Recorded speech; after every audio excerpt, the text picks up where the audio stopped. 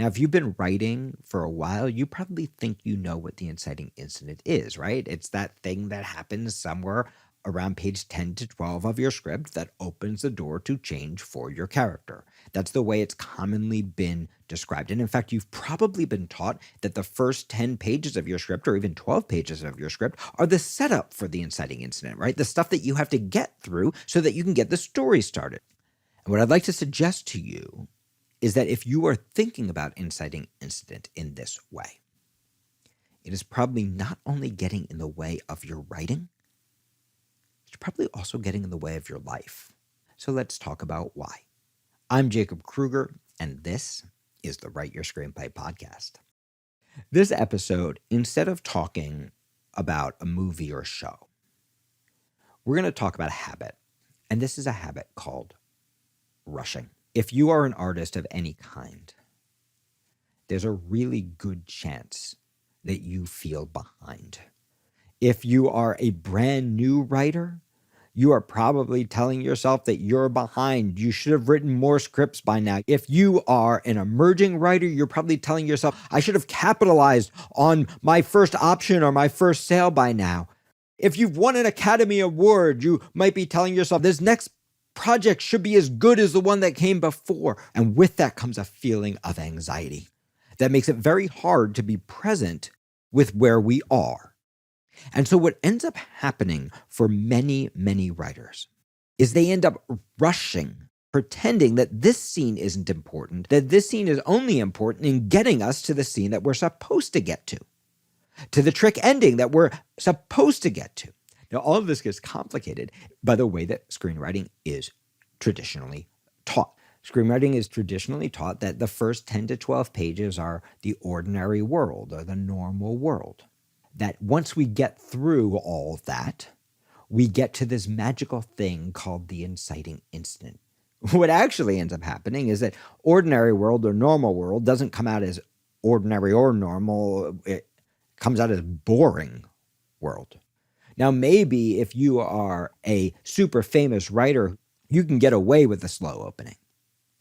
But if you're a normal human being that walks the earth, and your first 10 pages are setup, are boring, well, no one's going to make it to page 10 or 12. Never mind that. If your first page is boring, no one's going to make it to page 2. Never mind that. If your first line is boring, your reader is already making the decision whether they're going to like this script or not like this script, read this script or skim this script. And guess what? On line 2, they're making that decision. And on line 3, they're making that decision. In other words, every single page you write is the most important page of your script. It is either building a wall between you and your reader, or it is pulling your reader into the world of your story. It's important to remember that your readers, they are also feeling behind. Maybe they're feeling behind because they are a coverage reader with 15 scripts they have to read tonight at $50 a script so that they can pay their rent. Maybe they're feeling behind because they didn't want to be a coverage reader, because nobody wants to be a coverage reader. They wanted to be a producer, a manager, an agent. They're thinking, when can I get done this so that I can get to my inciting incident and go live my real life that I'm supposed to be living? And by the way, this is true even when you're working with a producer, even when you're working with a development exec. If you're biding your time as a writer waiting to get to the good stuff, you are basically saying to your reader, boring, boring, boring, boring. You're putting up a wall that reminds them that they're not where they're supposed to be. Almost every reader that you have is not thinking about, how do I enjoy this script right now? They're thinking about, where am I supposed to be? Where's my inciting incident? I think you're starting to see where I'm going here. If you're really building structure in the way that we teach structure here at Jacob Krueger Studio, structure isn't something that you're working your way to, that you're navigating through ordinary world, that you're putting off. Structure is happening in every single scene. And that means that the door to change is opening in every single scene. if you start thinking about the inciting incident as something that happens in the first image of your script, now your audience, instead of waiting to find the hook, is getting pulled into your story with your characters. Now, the only way to achieve that is to get yourself into the now, right now. If you're thinking about how is this page setting up where I'm going? And similarly, if you're thinking about how is this page establishing the past, you are not now. And here's the thing, the reader can only experience your script in the now. Otherwise, they're processing your script, and you don't want them processing your script. You want them seeing, hearing, feeling your script in that hypnotic place where they forget that there is a future that they're trying to get to, where they forget that there is a past they are trying to escape, where they can just be with your character on the page. That's what we're trying to induce. Yes, there are certain things that you have to do in your script on certain pages so that it looks like a professional screenplay to somebody who has been taught that screenplays must happen in one specific way. But that is not because the screenwriting god said so. This is because Sid Field said so. We need to learn how to navigate those markers, and that's easy. But if you think that the inciting incident of your script is actually something that happens on page 10 to 12, well, then you're actually conflating two ideas. If you've studied with me, you've learned about the 4 different phases of writing: the me draft, the audience draft, the producer draft, and the reader draft. When Sid Field talks about the inciting incident, he's actually conflating the me draft with the producer draft. And let me explain what I mean by that. For your character, the door to change is constantly opening. So if you missed it, don't worry, it just opened again. Did you miss it? That's okay, don't worry, it just opened again. Did you miss it? That's okay, don't worry, it opened again. The door to change for every human being is opening all the time. The reason we don't realize it's opening all the time is because we're not in the present.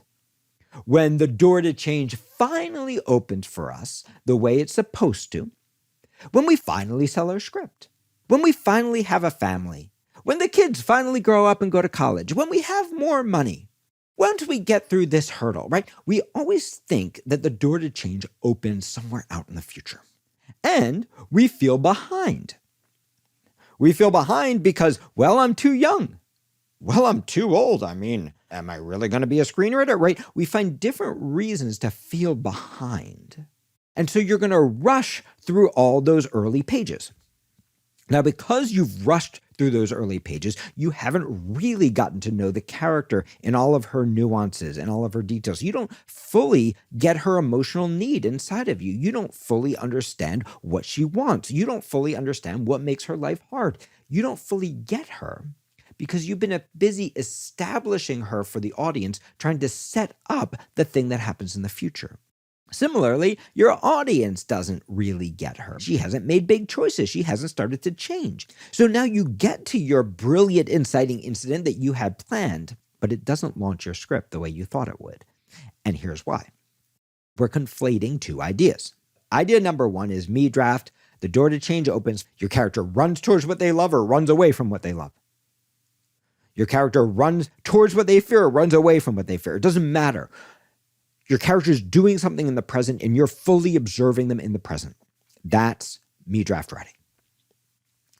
Producer draft writing is about hook. When Sid Field is talking about the inciting incident, he's not talking about the moment that opens the door to change on the me draft level. He's talking about the hook, the moment that the audience goes, oh, this is what the movie is about. And in his defense, back in the day when Sid Field wrote Screenplay, movies did often start much slower. Regardless, he's conflating the idea of when the audience pitches themselves a movie and when the character takes that big step on their journey, as if they were one thing. By the time you get to page 10 to 12, your character should already have made a ton of giant choices. They should already be launched into their change. And yes, somewhere around page 10 to 12, they need to go through a really big inciting incident. Because the producer, who likely has read Sid Field or one of those disciples, right, is going to be looking for a big moment there, and they're going to be looking to pitch themselves the script there. But really, that inciting incident is much more likely to be a twist that grows out of the stuff that's been happening already. Because if we have 10 to 12 pages of you just setting stuff up and a character that we're not fully invested in, who really cares what the hook is?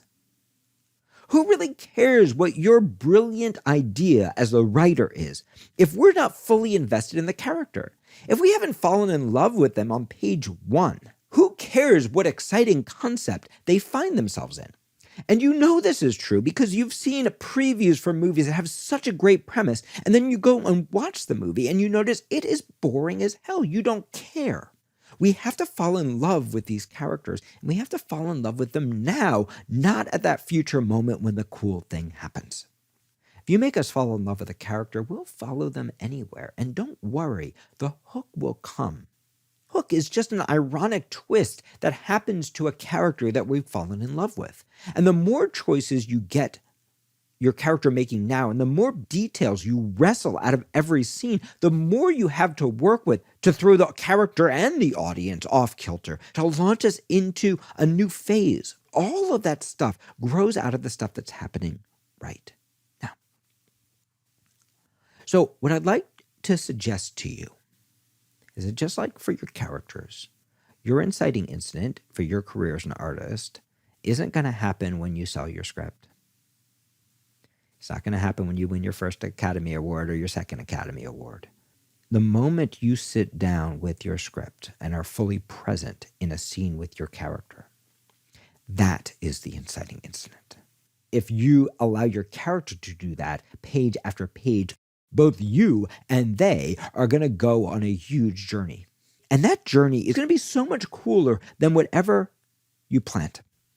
We've been trained because we've been read fairy tales from the beginning of time to think that we go through the door to change, we achieve the goal, and then we live happily ever after. Or we fail to get the goal, and then we live sadly ever after. But these things are not actually true. I can tell you the day after I won the WGA Paul Salvin Award was one of the hardest days of my life. Because guess what? The day after I hit the biggest achievement of my life as a writer, you know what I felt?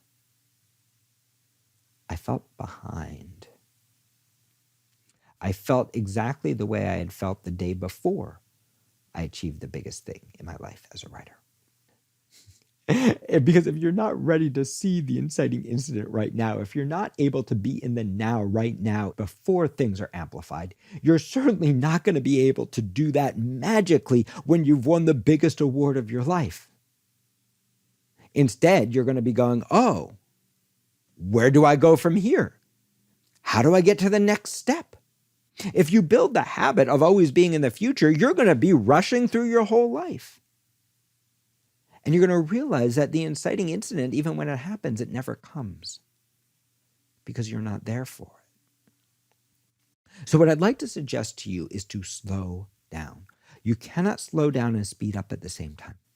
Stop worrying about getting to the end and start worrying about making the most out of this scene that you are in right now.